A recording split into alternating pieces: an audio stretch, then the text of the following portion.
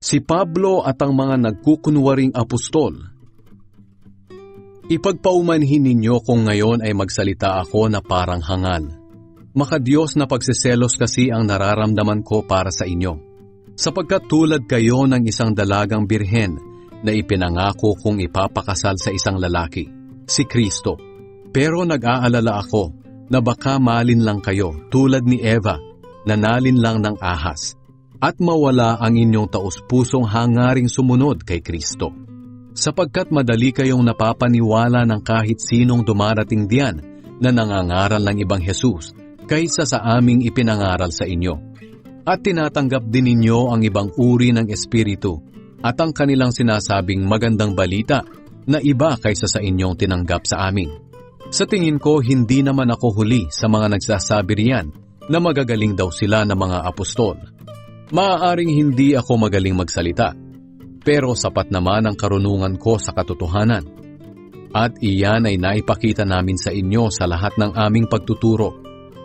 Hindi ako humingi ng bayad nang ipangaral ko sa inyo ang magandang balita mula sa Diyos, kundi nagtrabaho ako para matulungan ko kayo sa inyong buhay espiritual.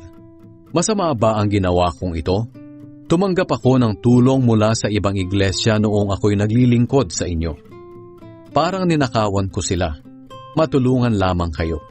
At noong kinapos ako sa aking mga pangangailangan habang kasama ninyo, hindi ako naging pabigat kanino man sa inyo. Ang ating mga kapatid na dumating mula sa Macedonia ang nagbigay ng aking mga pangangailangan. Iniwasan kong maging pabigat sa inyo, at iyan ang palagi kong gagawin. Hindi ako titigil sa pagmamalaki sa lahat ng lugar sa Akaya na hindi ako naging pabigat sa inyo. Totoo ang sinasabi kong ito dahil nasa akin si Kristo. Pero baka isipin ninyo na kaya hindi ako humihingi ng tulong sa inyo ay dahil sa hindi ko na kayo mahal. Hindi totoo iyan. Alam ng Diyos na mahal ko kayo. Pero patuloy kong paninindigan ang sinasabi ko ngayon na hindi ako hihingi ng tulong sa inyo para hindi masabi ng mga nagpapaka-apostol na sila'y katulad namin kung maglingkod.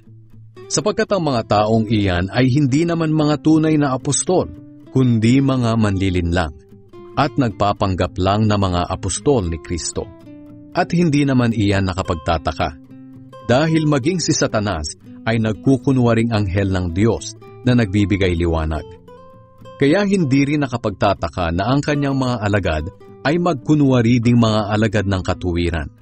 Pero darating ang araw na parurusahan sila sa lahat ng kanilang mga ginagawa.